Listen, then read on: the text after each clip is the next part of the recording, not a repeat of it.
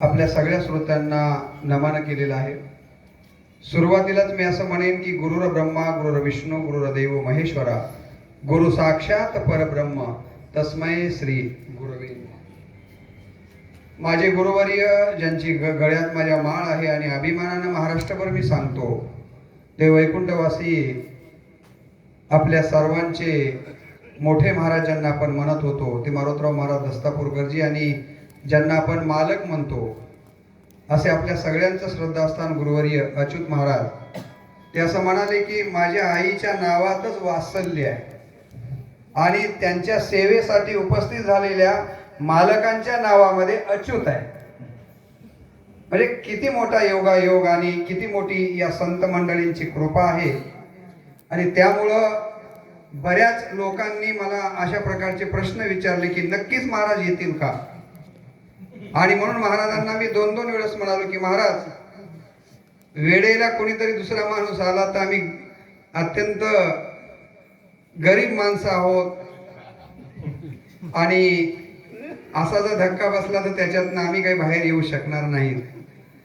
तर माऊलींनी सांगितलं, माऊलीचं प्रेम हे आईपेक्षाही श्रेष्ठ असतं। माझी आज आई गेली आमची सगळ्या भावंडाची, पण आमची माऊली आमच्या पाठीमागं, आणि ज्याच्या पाठीमागं माऊली असते, आताच त्यांनी सांगितलं की जगामध्ये मग काहीही कमी पडत नाही। मी जे काही बोलतो महाराष्ट्रभर त्याचं कारण योगी रामायणाचार्य म्हणून भागवत या भागातलं सगळं माईकचे सिस्टीम म्हणजे बोलण्याचं सांभाळतात। त्याचं कारण जर काय असेल तर मोठे महाराजांनी आम्हाला रामायण वाचायला आणि सांगायला बसवले। नेहमी मोठे महाराज म्हणायचे की बस वाचायला बस, आणि म्हणून मला माऊलीची दुसरी ओवी आठवते बालू महाराज, हे सारस्वताचे गोड, हे सारस्वताचे गोड तुम्हीच लाविले जी झाड, हे सारस्वताचे गोड तुम्हीच लाविले जी झाड, तरी आता अवधान अमृते वाढ शिंपोणी कीजे। मी वक्तृत्वाबद्दल खूप आपल्याशी बोललो असतो, पण वेळ झालाय।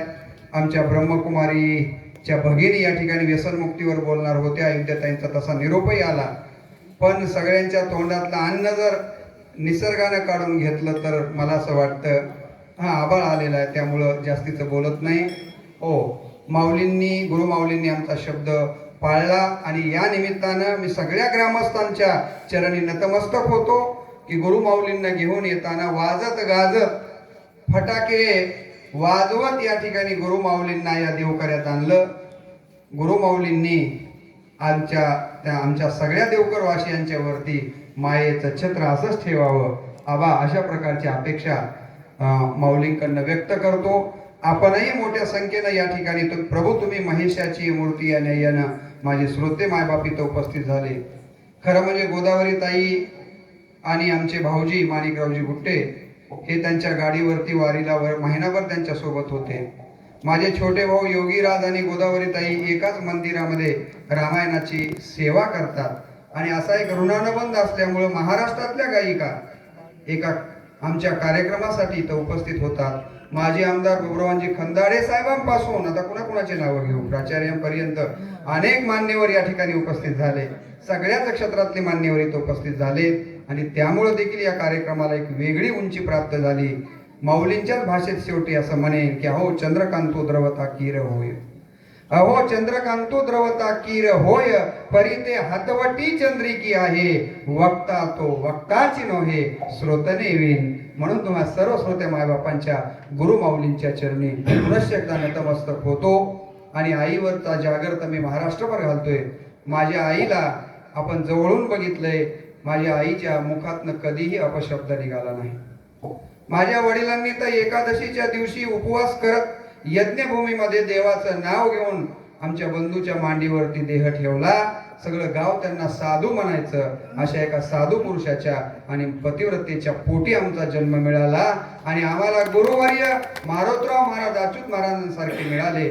मला असं वाटतं की आयुष्याच्या चिंतने सच्चिदानंद पदवी घेणे हे बळ या गुरुमाऊलींच्यामुळे मिळाले। याबद्दल त्यांचे आणि आपल्या सगळ्यांचे पुनश्च एकदा मनपूर्वक आभार व्यक्त करतो, आणि पुरुष मंडळींना विनंती करतो की आता लागलीच शाळेकडे आपण भोजन प्रसादासाठी जावं। त्यानंतर सगळ्या माता माऊली हा. देखील या ठिकाणी 1 मिनिट बरं, ठीक आहे. बोलू दे 2 मिनिटं ऐकत आहे